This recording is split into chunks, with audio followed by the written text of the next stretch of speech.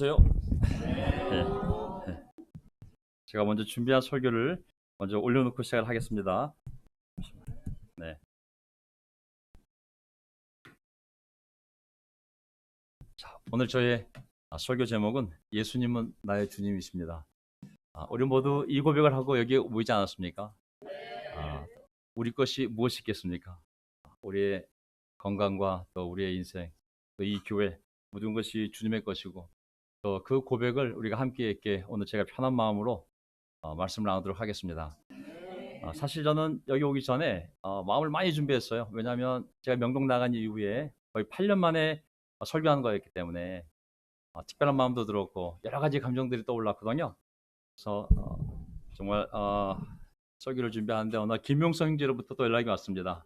가능하면 설교 주제는 정서적으로 건강한 영성 하에서 준비하면 좋겠다고 그래서 제가 또 기도하는 가운데 우리가 배웠던 내용들 또 제가 공부한 내용들 합쳐서 오늘 여러분들과 함께 나누고 싶습니다.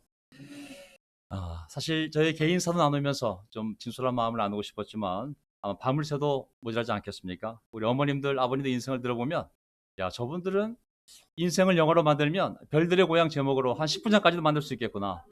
또 내가 교회 오기 전에 내 인생을 영화로 만들면 아마 범죄도시 한 10, 시리즈 한 10까지는 만들 수 있겠구나. 자, 많은 일들이 있었는데 오늘은 우리 모두 예수님을 주님으로 고백하고 예수님의 말씀을 들으러 모이지 않았을까요? 제가 오늘 하나님의 말씀을 나누고 있습니다. 저는 이 책, 네. 자, 우리 이제 이 책 다 사지 않았습니까? 정서적으로 건강한 영성. 이게 이제 이거 워크북이고 여기 책이 있는데 저는 자녀를 키울 때 하나님의 마음을 충분히 이해할 수 있습니다. 자녀를 키울 때 가장 중요하게 생각하는 게 우리 자녀들의 정서적인 건강이 아닐까요? 물론 공부도 잘하면 좋지만 무엇보다도 하나님 안에서 아이가 행복감을 느끼며 살아가는 것 그것이 부모로서 바라는 가장 큰 바람인 것 같습니다. 저희 아들 찬이가 이제 어렸을 때 제가 잠실교회에 있었을 때 그 옆에 이제 홈플러스가 있었습니다. 찬이한테 이제 향문회관 옆에 그때 제가 교회에서 일하고 있었기 때문에 우리 아이의 영성이 많이 걱정이 됐어요. 어리긴 했지만 제가 찬이한테 미리 준비시키려고 찬이야 세상에서 가장 좋은 곳이 어디야 그랬더니 제 마음속에는 주일학교가 되길 바랬었는데 아이가 홈플러스라고 그러더라고요. 그래서 그렇구나. 내가 이제 좀 설명을 했죠. 아빠가 교회에서 근무하지 않니? 정답이 뭔지 알겠지? 그래서 지금 혹시 또 다시 한번 물어봤죠. 찬이야 세상에 제일 좋은 곳이 어디야 했더니 교회야 그러더라고요. 그래서 야 그래. 근데 왜 교회야 그랬더니 홈플러스가 옆에 있어서요. 그래서 야 우리 아이들은 정말 어쩔 수가 없구나. 이 아이가 이제 자라서 이제 군대도 갔다 오고 이제 어느 날 군대 가기 전에 어, 저희는 중학교, 고등학교 6년 동안 찬이를 제가 교회에서 일했기 때문에 감옥관념인지 모르겠지만 매일 저녁 가정 예배를 드렸어요. 월요일부터 금요일까지. 뭐 제가 교회 갔다 늦어지면 10시도 드리고 12시도 드리고 이건 우리의 가문이다라고 생각을 하고 어떤 책임감인지 모르겠지만 그렇게 한 6년을 공부하고 난 다음에 어느 날 애가 시험이 끝나고 이제 딱 아마 그때가 시험이 끝나고 어떤 날이 됐는데 그날 가정 예배를 드리는데 밤에 우리 딸과 함께 넷이서 찬이가 아빠한테 얘기하더라고요. 아빠 오늘이 마지막입니다. 지금까지 아빠가 교회에서 일하기 때문에 제가 마음에 고생이 많았습니다. 이제 저의 신앙은 제 확신대로 하겠습니다. 그리고 이제 교회는 주일날만 오겠습니다. 그리고 오늘이 가정 예배 마지막입니다. 야, 제가 그때 드디어 올 것이 왔구나. 저는 우리 아이들도 이제 자기 신앙을 자기 스스로 가져가려고 하지 않습니까? 아, 우리 교회가 이제 아, 시간적으로 보면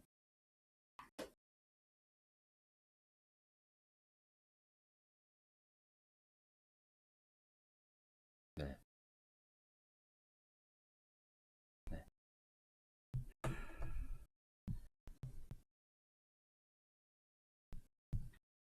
이제 교회가 설립된 지 34년이 되었습니다. 우리는 계속 이 책에 따르면 하나님의 은혜로 변화된 삶을 살기 위하여 우리는 이 자리에 모이는 줄 믿습니다. 율법이나 문자로나 강요로나 절대 사람이 바뀔 수가 없습니다. 오직 하나님의 은혜로만 우리가 계속 하나님의 은혜로만 변화되는 삶을 살아가고 있는데, 이 책의 저자는 무엇을 얘기하고 있냐면, 이 책의 목적은 하나님의 사랑을 알고 그 사랑에 반응하고 그 사랑으로 나를 사랑하고 주변 사람들을 사랑하는 것이 목적이라고 했습니다. 저는 제 아이가 자랄 때 공부를 잘하면 물론 좋겠지만 현실적으로 어려운 일 아니겠습니까? 전 제 아이가 하나님 안에서 즐거움을 느끼고 행복하게 살길 바랍니다. 하나님도 우리 이 영적인 자녀인 저희들을 볼 때, 우리들을 볼 때 하나님의 사랑을 알고 은혜를 알고 하나님이 창조하신 이 모든 것을 아버지 안에서 마음껏 누리며 자유롭게 사는 것, 그것이 아버지로서 자녀들에게 바라는 모습이 아니겠습니까? 저는 이 책이 바로 그런 목적으로 나아갈 수 있도록 우리를 돕는 교재라고 생각을 합니다. 특히 이제 이 책을 보게 되면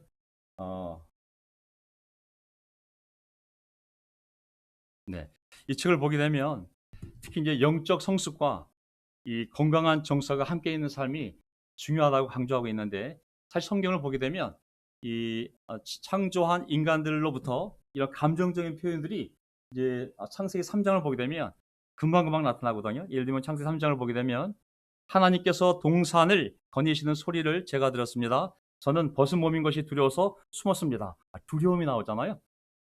정서적이라는 것은 이 마음과 감정에 대한 것인데, 이제 피조된 세상이 아름다웠지만 그 아름답게 창조된 피조물이 자기의 감정을 표현하는 것들이 이제 나오는데, 안타깝게도 그것이 정상적인 정서가 아니라 하나님이 준 두려움이 하나님을 두려워서 숨으라고 준 감정이 아니지만 이렇게 왜곡되어진 감정들이 나오기 시작합니다. 창세기 4장을 보게 되면 주님께서 가인에게 말씀하셨다. 어찌하여 네가 화를 내느냐? 얼굴빛이 달라지는 까닭이 무엇이냐? 분노. 하나님에 대한 분노가 나오기 시작하거든요. 이것은 사실 건강한 감정이 아니지만 어쨌든 이런 감정들이 드러나기 시작하면서 이제 아벨의 흘린 피가 하나님께 울부짖는 그러한 슬픔과 고통의 감정들이 또한 성경에 등장하기 시작하는 것이죠. 저는 이 책에서 우리의 감정이 얼마나 소중한지를 얘기하는 것에 대해서는 너무나 고맙게 생각합니다. 왜냐하면 사실 우리의 감정의 표현이 쉬운 사회가 아니잖아요. 저도 개인적으로 보게 되면, 혹시 물 한 잔 있을까요? 어렸을 적에 자라온 환경을 보게 되면 사실 슬프고 힘들다는 것을 말할 수 있는 환경이 아니었거든요. 어머님이 그렇게 고생해서 자식을 공부시키는데 어머니한테 대고 어머니 저 외로워요 괴로워요 그러면은 이 자식아 정신 차리라, 엄마가 지금 어떻게 돌려보는데 그런 쓸데없는 생각하고 있냐고, 열심히 공부해 하는 분위기 아니었습니까? 또 제가 고등학교 졸업하고 대학 갔을 때 저는 운동과 출신이거든요. 그래서 이제 데모를 많이 했는데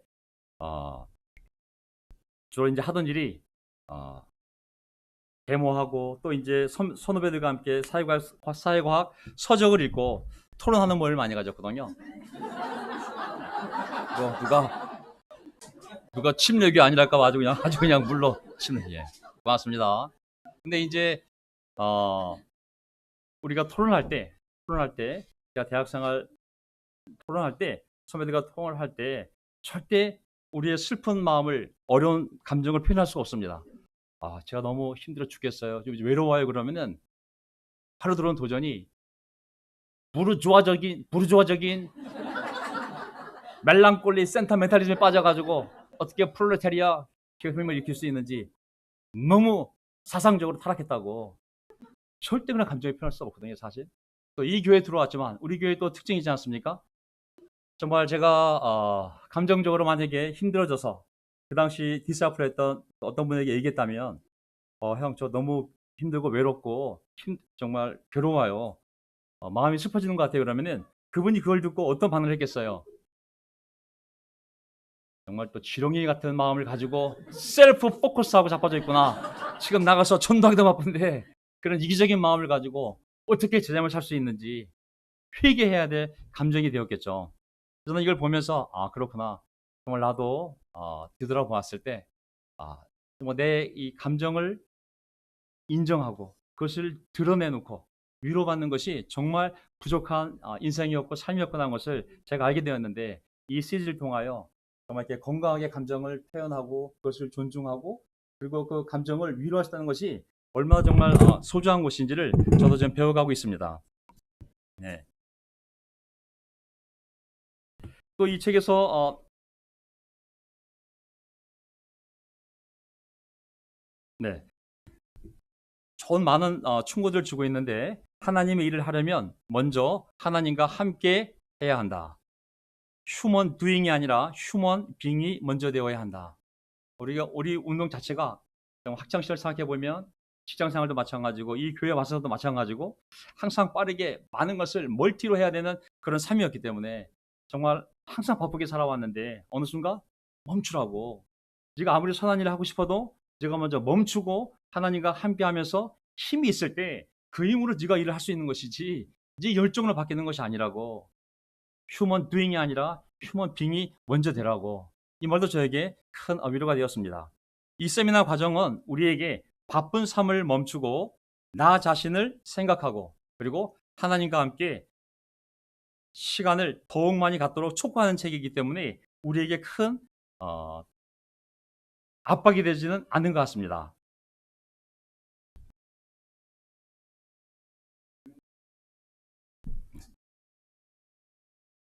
자, 오늘 제가 준비한 첫 번째 설교 포인트인데요. 이런 배경을 가지고 이제 이 책에 있는 내용을 좀 더 성경적으로 제가 한번 정리해 보도록 하겠습니다. 자, 첫 번째 포인트, 타락한 세대와 나라는 제목인데요. 이 책을 보게 되면 하나님을 알기 위해서 먼저 나를 알아야 되는데 나를 알려면 먼저 나의 과거를 알아야 되고 나의 과거를 알려면 내 가족의 역사를 알아야만 한다고 나와 있지 않습니까? 그래야 내가 성장하면서 어떤 영향을 받아서 내가 이렇게 말하고 행동하는 것은 그것이 좋은 것이든 나쁜 것이든 아마 이런 영향 때문에 내가 이렇게 반응하는구나 라고 이해할 수 있는 근거가 된다 그랬거든요. 근데 저는 더 나아가서 내 가족 역사만이 아니라 인간 역사를 올바로 이해해야만 우리의 가족을 이해할 수 있고 그리고 인간의 역사는 오직 하나님의 설명을 들어야지만 가능하다고 생각합니다. 하나님은 인간의 역사에 대해서 인간 가족에 대해서 어떻게 생각하는지 그 성경이 하나님의 말씀을 들을 때만이 어떤 사회학자나 어떤 인류학자의 설명이 아니라 오직 하나님의 입을 통해서 우리의 인간 온 가족이 어떻게 만들어졌는지를 이해할 때 우리가 우리 세대를 이해할 수 있고 내 가족을 이해할 수 있고 나를 이해할 수 있는 근거가 된다고 생각을 합니다. 자, 네, 넘어갔죠. 창세기 6장 볼까요? 6장 5절. 주님께서는 사람의 죄악이 세상에 가득 차고 마음에 생각하는 모든 계획이 언제나 악한 것뿐임을 보시고서 땅 위에 사람 지으셨음을 후회하시며 마음 아파하셨다. 12절. 하나님이 땅을 보시니 썩어 있었다. 살과 피를 지니고 땅에 사는 모든 사람들의 삶이 속속들이 썩어 있었다. 내 아버지, 내 어머니, 우리의 친척, 이 가족사를 보기 전에 인간의 원 역사를 보게 되면 하나님의 관점에서 보았을 때 하나님을 떠난 인간의 상태를 바로 이렇게 묘사하고 있거든요. 그것은 바로 죄악으로 말미암아 모든 것이 하나님 보시기에 악했음을 그리고 12절을 보게 되면 사람들의 삶이 썩어 있었음을 말하고 있는데 이것을 우리는 타락이라고 정의를 하고 있습니다. 이 타락은 물론 죄로 말미암은 것인데 죄는 하나님의 말씀을 무시하는 것이죠. 우리가 하나님의 말씀을 무시하면 그것이 죄가 되고 죄는 하나님의 관계를 단절시키게 되고 하나님 관계가 단절이 되면 그 사람 안에서 불안함, 두려움 그리고 혼란의 원인이 되는 것이죠. 그리고 이러한 두려움, 막연한 불안함, 이런 혼란스러움은 그 사람의 육체까지 영향을 줘서 많은 질병으로도 이어지고 그리고 이런 타락한 인간성은 그 교만과 이기심이라는 본성 플러스 이런 두려움, 불안함, 이런 혼란은 결국 사람들과 사회관계 속에서 끊임없는 갈등과 분열과 다툼이 원인이 되는 것이죠. 이런 인간 역사들이 이어지면서 여기까지 나에게까지 말씀을 할 수가 있습니다. 예를 들면 이 말을 정리해 보면 하나님을 떠난 인간의 상태를 성경은 타락이라고 정의합니다. 타락은 죄로 말미암은 것인데 죄는 하나님의 말씀을 무시하는 것입니다. 그것은 하나님 관계를 단절시키고 이 단절은 사람 안에서 혼란과 두려움, 불안의 근본적인 원인이 됩니다. 또한 육적인 질병에도 영향을 주게 되죠. 이러한 인간성을 가진 이 사회는 끊임없는 갈등과 끊임없는 분열과 다툼의 원인이 되는 것이죠.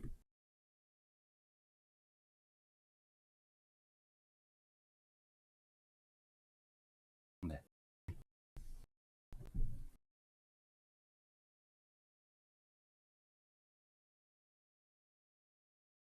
네. 예수님이 오셨을 당시에 그러니까 이 창세기 6장으로부터 하나님 보시기에 타락한 이 세상이 계속 세대를 이어오면서 그 역사의 연속 속성에서 마지막 최종 결과물이 바로 우리 시대인데 2000년 전에 사도 베드로는 이렇게 그 세대를 특징지었습니다.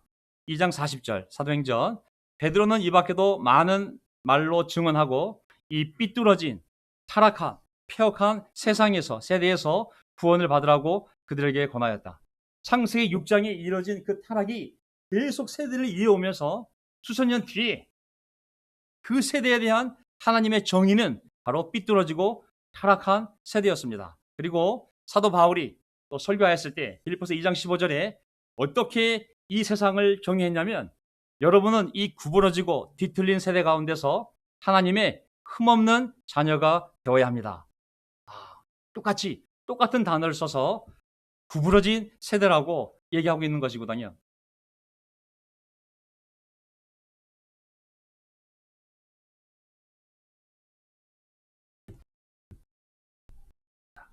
여기서 그 삐뚤어지다는 단어 뜻이 뭐냐면 그 단어의 뜻이 뭐냐면 육체적으로 신체적으로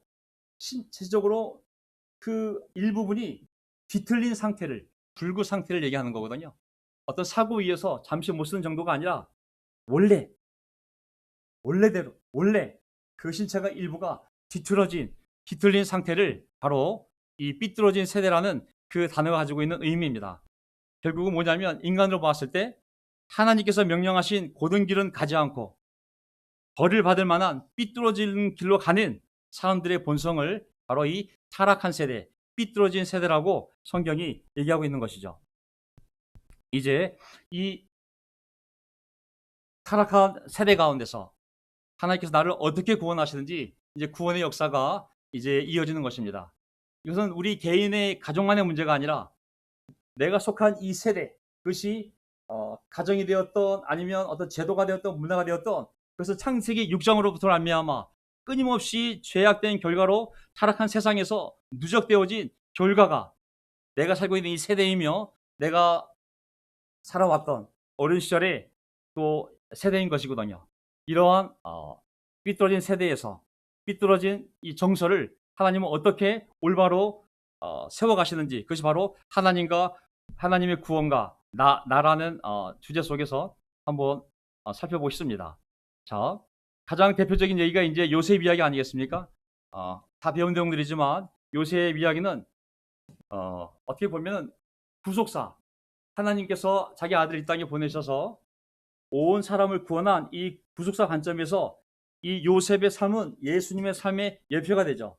하지만 우리가 정서적 관점으로 보게 되면 이 요셉의 가정에서 일어났던 일, 요셉의 이 고통, 이 아픔은 요셉의 이야기는 바로 우리 가정사에서 우리가 겪었던 모든 부정적인 영향을 대표하는 이야기가 될 수 있기 때문에 바로 요셉 이야기를 우리가 한번 볼 필요가 있습니다.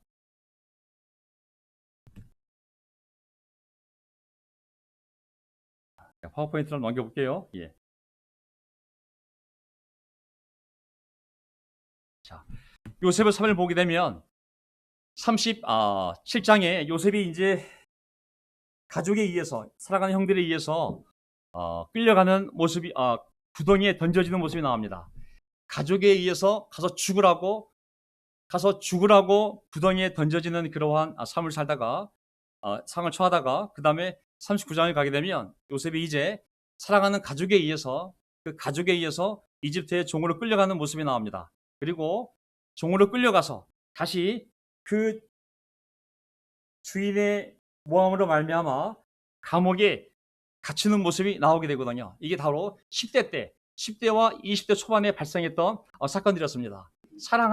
사랑을 받아야 할 가족에 의해서, 남이 아니라 내 가족 안에서 벌어진 이 고통이었죠.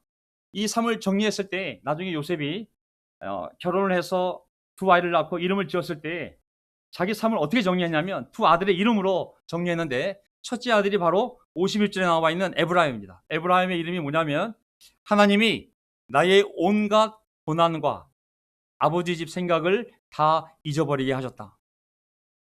너무 고통스러웠다고. 내가 10대 때 가족에 의해서 죽으라고 구덩이에 던져지고, 그리고 다시는 보지 말자고 노예로 팔려가고, 내가 10대 때 노예로 와서 20대부터 감옥에 갇혀서 그 감옥 속에서 절망하며 살았던 내 삶을 뒤돌아봤을 때 그것은 그냥 온갖 고난이었다고. 이 결핍, 이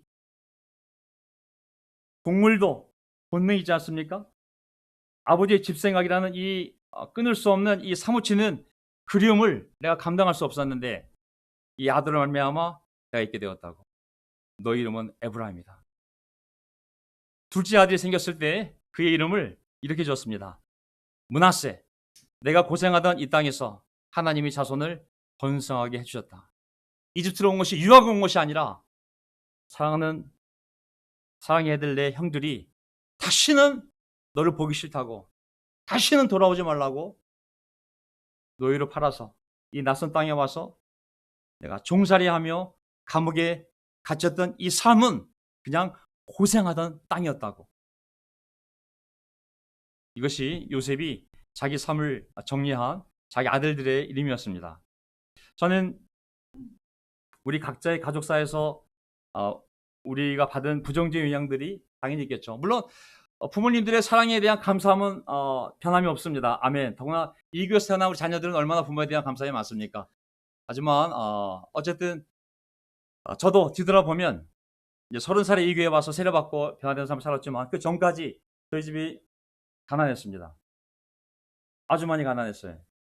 아버지가 사업하시다 망하셔가지고 정말 가난했습니다. 제가 고생하는 그 어머님의 모습을 보고 정신 차려 있구나. 내가 정말 한눈 팔지 말고 열심히 공부해서 내가 정말 어머니를 꼭 건강시켜 드려야지. 제가 정신을 바짝 차리고 공부하며 살아야겠다는 신념이 있었기 때문에 제가 버텨냈지. 지난 시간을 뒤돌아보면 항상 불안함과 두려움, 수치심과 분노, 압박감과 책임감, 어떻게 보면 정말 숨막히는 감정 속에서 살아온 학창 생활이었습니다. 그때는 그게 뭔지도 몰랐지만 이제 뒤돌아보니 내가 그런 감정 속에서 정말 힘들게 내가 살아온 인생이었구나라는 것을 언제 알게 됐냐면 그 당시에 몰랐는데 이제 교회에 들어와서 가까운 사람들과 관계를 만들면서 그 관계 속에서 드러나는 문제들을 통해 내가 어떻게 살아왔는지를 다시 한번 기억하는 시간들이 된 것이죠. 근데 너무 놀라운 것은 이 이야기가 우리에게 큰 격려가 됩니다. 어떤 이야기냐면 이 책의 저자가 뭐라 그러냐면 이렇게 우리 과거의 삶에 대해서, 부정적인 삶에 대해서 이렇게 정리를 해주었습니다. 자, 과거가 건네준 대본을 그대로 사는 것이 아니라 요셉처럼 깊이 생각하고 검토하고 하나님과 함께 고친 후 미래를 향한 발걸음을 내디뎠다. 아멘. 너무 좀 격려가 됐습니다. 내가 그렇게 살았기 때문에, 내가 그런 환경 속에 노출됐기 때문에 난 이렇게 반응할 수밖에 없어가 아니라 앉아서 내가 이렇게 살아왔구나. 하지만 나는 이렇게 살고 싶지 않아. 이것은 좋은 영향이지만 내가 받아들일게. 하지만 이것은 비록 내가 20년 동안 노출되어 있어도 나는 이런 삶을 살고 싶지 않아. 고쳐서 하나님과 함께 고친 후 나는 새로운 인생을 살 거야 하고 요셉이 건너왔던 것처럼 우리도 그렇게 살아온 점이 있습니다. 아멘. 우리 모두 과거가 아니라 하나님의 새로운 비전이 우리 삶을 지금도 인도하고 있는 줄 믿습니다. 그래서 창세기 1장부터 50장까지 그 아브라함, 이삭, 야곱, 요셉까지 이어지는 그 가족사, 족장사를 보게 되면 50장을 정리한 한 줄이 뭐냐고 생각했을 때 바로 창세기 50장 20절, 우리가 외고 있는 이 구절입니다. 형님들은 나에게 악을 꾸몄지만 하나님께서는 그것을 선으로 바꾸었습니다. 그것은 오늘 그분께서 이루신 것처럼 더 많은 백성을 살리시려는 것이었습니다. 아멘. 우리 개인의 삶을 뒤돌아보아도 내 삶에 어떤 부정적인 영향이 아버지로 있었던, 부부싸움을 있었던, 친척 안에 있었던, 아니면 어떤 영향을 받았든지 간에 하나님 안에서 그 모든 것이 선으로 바뀌어서 나를 구원하고 그리고 많은 사람을 구원하기 위하여 하나님이 사용하셨고 지금도 그렇게 나를 인도하고 계시는구나. 이것이 우리의 믿음인 줄 믿습니다. 아멘. 어떤 방향인지는 정확히 모르겠지만 그 방향으로 하나님이 우리의 삶을 인도해 가는 줄 믿습니다.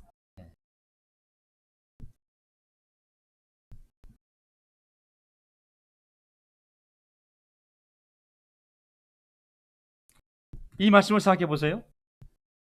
그 저자가 뭐라고 그랬습니까? 하나님은 우리가 순종할 때 과거를 버리시는 것이 아니라 과거를 밑거름으로 미래를 열어가신다. 우리가 저질렀던 혹은 그들이 저질렀던 모든 실수와 죄, 그 방향까지도 축복과 선물로 바꿔주신다. 아멘. 저는 제 삶을 뒤돌아봤을 때 친척들이 뭐라 그러냐면, 야, 도현아, 너 정말 네가 깡패가 안 되고 도둑놈이 안 된 것은 정말 너희 어머님의 덕분이었다. 너희 환경이 너무 어렵기 때문에 주변에서 얘를 학교를 보내지 말고 공장을 보내라고 그랬는데 너희 어머님이 너희들을 어떻게 해서든 교육을 시켜야 한다 그래서 학교를 보냈기 때문에 네가 있는 것이라고. 뒤돌아보면 하나님을 알지 못했으면 정말 잘못된 길로 빠질 수밖에 없는 운명이었지만 하나님 안에서 모든 악했던 환경들이 선으로 바뀌고 그리고 결국은 그런 고통스러운 시간들조차도 하나님의 축복과 선물로 바뀐 인생을 생각해보면 이것이야말로 진짜 멋진 믿음이요 정말 놀라운 사실이구나라는 것을 저는 깨닫게 됩니다. 아멘. 이것이 우리 인생 아니겠습니까? 저는 교회에서 벌어진 일이든 아니면 내 개인의 삶에서 벌어진 일이든 그때는 고통스러운지 모르겠지만 우리가 하나님 안에 있다는 것은 그리고 어떻게 해서든 하나님께 순종할 마음만 있다면 그 과거를 하나님이 에이 쓸모없는 과거 다 잊어버려 라는 것이 아니라 오히려 그것을 밑거름으로 해서 새로운 미래를 열어가신다는 점 그리고 그런 고통스러운 시간도 하나님이 축복과 선물로 바꿔가신다는 점 누가 너에게 악으로 대했던지 간에 하나님이 그것을 선으로 바꿔주신다는 것 얼마나 멋진 믿음이고 얼마나 멋진 인생인가. 우리 모두 그런 인생을 사는 거 아닐까요? 아멘. 이제 이 저자는 세 번째 영혼의 어두운 밤, 이 벽이라는 개념을 사용을 해서 우리가 제자로서 비록 세례받고 이 교회에 들어왔어도 겪는 어려움들에 대해서 우리의 안목을 넓혀줍니다. 그것은 뭐냐면 예수를 믿고 구원을 받아 교회 안으로 들어와 하나님이 살게 해주신 우리의 영적 여정을 뒤돌아보면 나는 분명히 어둠에서 빛으로 들어온 완전한 변화된 삶인데 때로는 어쩔 때 내가 도저히 통제할 수 없는 내 능력을 완전히 벗어난 그런 상황들, 그런 위기들, 그런 벽들을 만나지 않습니까? 그것을 우리가 어떻게 바라봐야 될지 바로 한번 볼까요?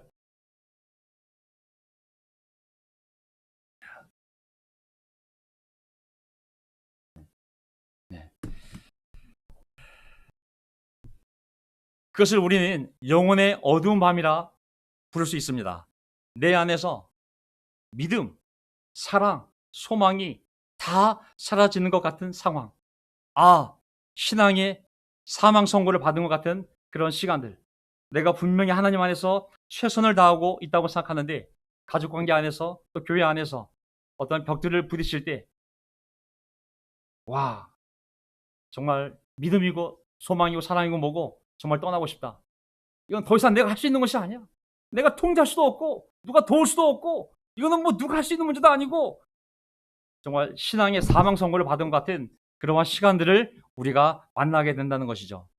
때로는 가정 안에서 내가 하나님 위해서 최선을 다해도 내 자녀를 위해서 최선을 다해도 그 자녀들이 벽처럼 느껴질 때도 있겠죠. 물론 이 안에 있는 자녀들은 아닙니다. 하지만 우리 삶 안에 제가 이제 이 명동을 나가기 전에 한 7년 전, 8년 전에 참 어려웠습니다. 굉장히 어려웠어요. 정말 교회 가기가 정말 어려웠습니다. 저도 이런 벽, 정말 영혼의 어두운 밤을 보내는 시간들이 있었는데, 제가 전임을 2번 나갔잖아요.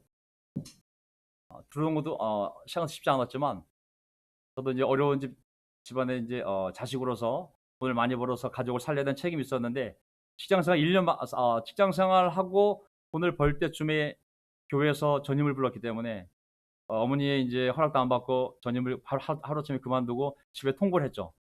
그러니까 어머님이 입을 뒤집어 쓰고 울었어요. 이기적인 놈. 네 꿈을 위해서 가족을 버리는구나. 아주 집안에서 왕따를 당했어요, 정말. 아주 이기적인 놈이라고. 예수 믿었더니 집안에서 이기적인 놈이 돼 있더라고요.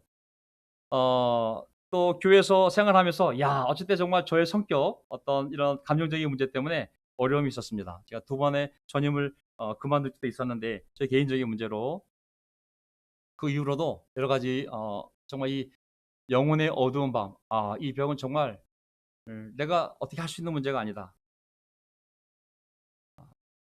어느 한 목사가 설교를 하는데, 미국의 어떠한 설교를 하는데, 그 조크가 그 얘기가 너무 제 마음에 와닿았습니다. 그 내용은 이런 것이었습니다. 한 아들이 주일날 아침에 어머니한테 말합니다. 전 교회 가기 싫어요. 그래서 어머니가 그 아들에게 말합니다. 너는 교회를 가야 한다. 그러자 아들이 그래도 엄마 저 교회 가기 싫어요. 사람들도 나를 좋아하지 않고 나도 사람들을 좋아하지 않아요. 그러자 어머니가 그 아들에게 다시 말합니다. 그래도 너는 교회를 가야 돼. 왜냐하면 첫째 네 나이가 49세고 둘째 네가 그 교회 목사이기 때문에 그렇다. 제가 하실 때 보면 아이고야 정말 제가 명동 나가기 전에 정말 싫었습니다. 2분이 계셨는데 한 분은 제가 너무 섬기고 사랑하는 분이어야 됐고요. 한 분은 정말 피하고 싶은 분이 있었거든요.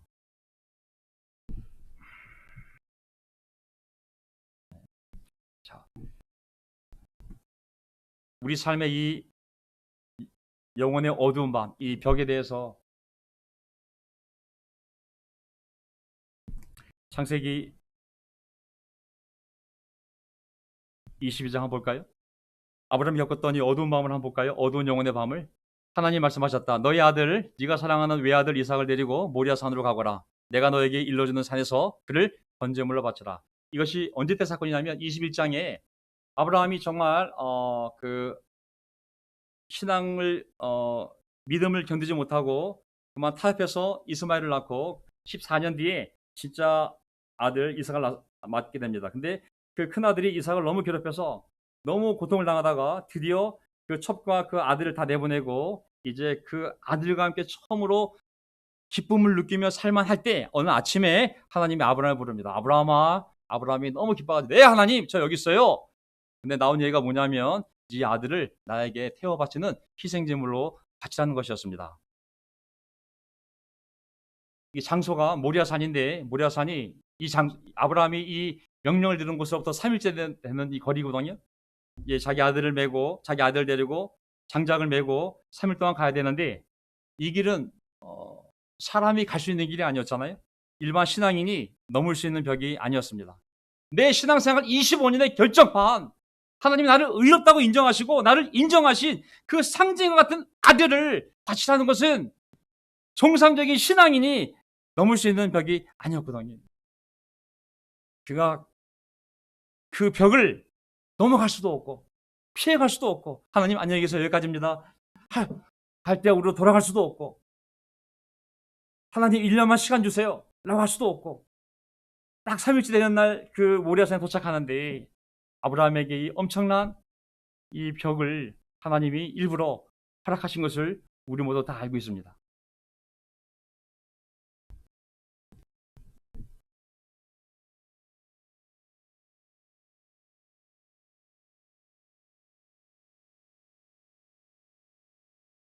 고린도후서 1장 8절 형제자매 여러분 우리가 아시아에서 당한 환난을 여러분이 알기를 바랍니다. 우리는 힘에 겹게 너무 짓눌려서 마침내 살 희망마저 잃을 지경에 이르렀습니다. 우리는 이미 죽음을 선고받은 몸이라고 느꼈습니다. 사도 바울조차도 아, 이제 끝났구나. 아, 여기까지인가 보다. 아, 다시 고향으로 돌아가야겠다. 정말 살 희망을 잃을 정도로 엄청난 벽을 그의 삶에 만나지 않았습니까? 오죽하면 아, 이거는 죽으란 얘기구나. 아, 죽음을 선고받은 몸이라고 느낄 정도로 엄청난 벽을, 캄캄한 영혼의 밤을 그가 지나게 되었습니다. 우리가 믿음의 선배들을 보게 되면 의로운 욥도 이런 캄캄한 영혼의 어두운 밤을 지났고, 그리고 이해할 수 없는, 도저히 이해할 수 없는 그러한 벽을 만난 것을 우리가 알 수 있습니다. 또 마음의 합한 자였던 다윗도 그의 인생이 그가 감당할 수 없을 정도로 힘들었던 그러한 어두운 영혼의 밤을 지났고, 그리고 엄청난 벽을 그가 경험했습니다. 하나님의 마음으로 동정을 사랑했던 모세도 이 벽을 만났고요. 그것이 한두 번도 아니었습니다. 저도 어떻게 보면 이 교회에서, 여러분도 그것을 다 경험하고 여기까지 오셨겠지만, 저도 보면 아, 정말 너무 징그럽다. 어떻게 이렇게 정말 어려움이 끝나질 않는가. 내가 지금 하나님 위해서 최선을 다해 살고 싶은데, 하나님 이건 저보고 나가라는 거예요? 교회를 떠나라는 거예요? 아니, 어떻게 하시라는 거예요, 하나님? 정말 징글징글합니다. 하나님, 너무 정말 싫습니다. 왜 똑같은 문제가 계속 반복해서 이렇게 우리를 괴롭힙니까? 도대체 당신의 뜻이 무엇입니까, 하나님? 여기까지가 마지막이다. 난 다시는 안 해. 여기까지가 마지막이야. 라는 시간들이, 벽들이 저도 제 인생에 여러 번 있었습니다. 우리 모두 그 벽을 뚫고 여기까지 온 것이 아닐까요?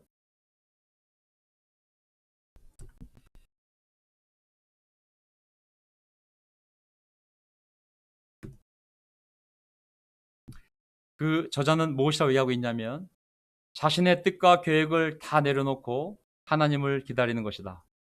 이 과정에서 기다림, 인내심을 배우게 됩니다. 결국 하나님의 은혜로 이 벽을 통과하면서 우리는 새로운 영적 차원으로 성장하게 됩니다. 이 벽을, 이 영혼의 어두운 밤을 통과하고 나올 때 우리는 하나님과 더 깊은 관계, 곧 더 깊은 하나님의 사랑으로 들어가는 것입니다. 아멘. 굉장히 인스피레이셔널한 메시지를 제가 들었습니다. 아, 그렇구나. 제가 어려울 때 보면 이건 뭐 누구를 불러도 안 되고 해결할 수 없는 문제라는 생각이 들었어요. 뭐 이거 교회가 와도 안 되고, 너무 힘들었을 때 가장 위로되는 말씀은 뭐냐면 딱 한 구절이었어요. 잠잠하라, be still. 열심히 전도해라, 금식해라 그랬으면 실망했을 텐데, 안 되는 줄 아니까. 안 되는 거야, 그 문제는. 너는 그냥 가만히 있어. 하나님이 어떤 일 하시는지 가만히 있으라고, be still이라는 그 시편 말씀이 유일하게 위로가 되는 말씀이었습니다. 우리가 영혼의 어두운 밤을 지날 때, 또 우리가 감당할 수 없는 정말 신앙의 사망 선고를 받은 것 같은 그러한 벽을 만났을 때, 하나님의 뜻은 너의 뜻과 계획을 다 내려놓고 그냥 기다리라고, 인내하라고. 결국은 하나님의 은혜로, 인간의 힘이 아니라 오직 하나님의 은혜로 그 벽을 통과하게 될 때 너는 완전히 새로운 차원의 영적 성장을 하게 될 거라고. 그것은 바로 교회가 2배가 되는 것이 아니라, 많은 인도를 세우는 것이 아니라, 하나님과 더 깊은 관계, 곧 더 깊은 하나님의 사랑으로 들어가는 것이라고. 더 놀라운 말, 그 벽은 오히려 하나님의 선물이라고.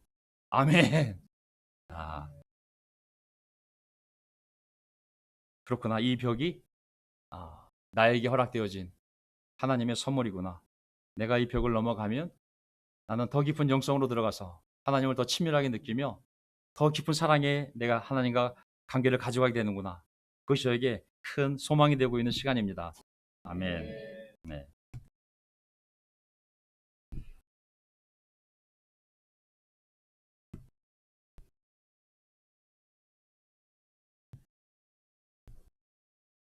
저는 이 시간을 지나면서 가장 위로가 되는 시편 25편 말씀을 여러분들과 함께 나누면서 오늘 설교 내용을 마치고 싶습니다. 기다림, 인내한다는 것, 그것은 쉬운 것인가? 저는 시편이 온통 기다림과 인내심의 시라는 것을 요즘 다시 한번 배우고 있습니다. 시편 25편에 이렇게 다윗이 그 인내에 대해서, 기다림에 대해서 이렇게 고백했습니다. 주님, 내 영혼이 주님을 기다립니다. 나의 하나님, 내가 주님께 의지하였으니 내가 부끄러움을 당하지 않게 하여 주십시오.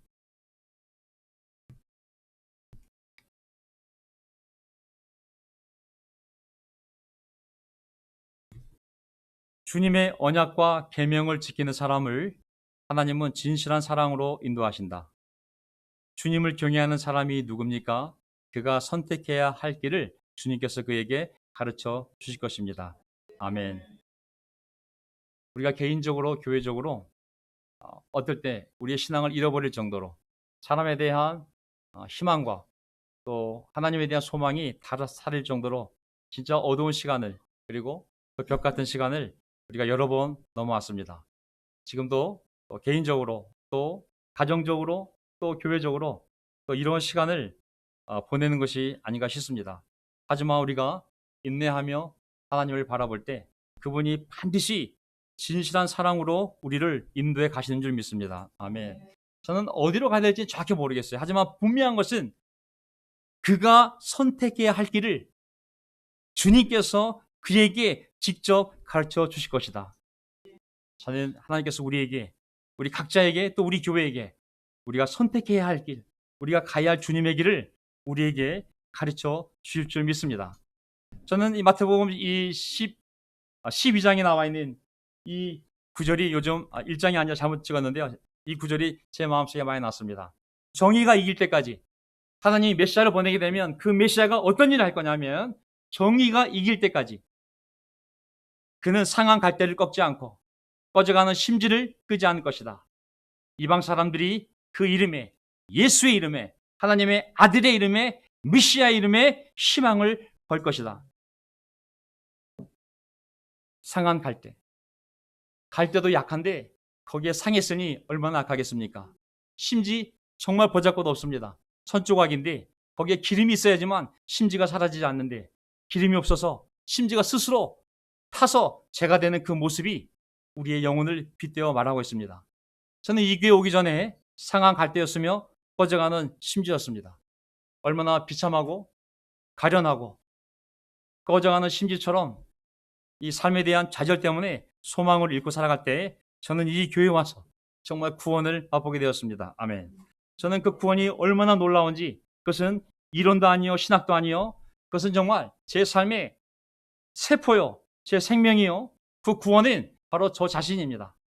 우리 모두 이 어려운 시간을 통하여 어두운 밤을 지나며 또 이 벽을 느끼며 지금은 도대체 하나님이 무슨 생각으로, 무슨 계획으로, 무슨 목표로 우리를 여기에 있게 했는지는 잘 모르겠지만 하나님의 은혜로 우리가 이 벽을 뚫고 나아갈 때 더 건강한 영성으로 함께 더 깊은 사랑으로 나아가게 하실 줄 믿습니다. 우리가 먼저 상한 갈대가 되고 꺼져가는 심지가 되어서 그 아픔을 이해하고 그 두려움을 이해하고 그 소망 없는 삶을 이해했을 때 하나님이 이제 우리를 통하여 저 세상에서 정말 아파하고 삶의 소망을 잃고 꺼져가는 심지처럼 살아가는 사람들에게 우리를 보내서 그들을 이해하고 그들을 사랑할 수 있도록 누군가를 사용하여야 할 때 먼저 상한 갈대로서 꺼져가는 심지로 살았던 우리가, 그리고 회복되어진 정서를 가지고, 그리고 다시 한번 하나님과 깊은 사랑을 회복한 상태에서 나아간다면 하나님 정말 우리를 통하여 멋진 교회를 세우지 않을까요? 이전에도 그런 놀라운 확신이 있었지만 이제 이런 어려움들을 통해서 저를 보게 되면 이런 생각이 듭니다. 어떤 사람이 저를 보고 한 형제가 말을 하고 행동했을 때 과도하게 방어적이 된다면 거기에는 두 가지 영향이 있어요. 예수를 믿기 전 30년 전 받은 영향과 예수를 믿고 나서 지금까지 30년 동안 받은 그 영향에 대한 결과물이 저의 반응이겠죠. 어떤 것은 제가 그것을 보고 극복해서 긍정적으로 반응한 것이 있고, 비록 제가 진리를 알았어도 하나님의 은혜로 여기까지 왔지만 아직까지도 예수를 믿기 30년 전에 받았던 그 부정적인 영향과 이 교회 안에서도 놀라운, 하나님의 놀라운 영향이 있었지만 또 잘못되어진 영향으로 받아진 그러한 영향이 남아서 제가 비록 그런 행동을 한다 할지라도 하나님이 저를 다시 이 상한 갈대에서 또 꺼져가는 이 심지에서 다시 회복시키시고 저에게 다시 한번 그 사랑을 나아갈 수 있는 기회를 주신다면 저는 기꺼이 다시 한번 형제자매들과 함께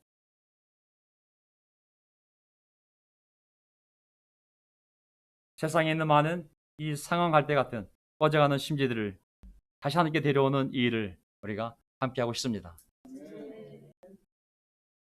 감사합니다.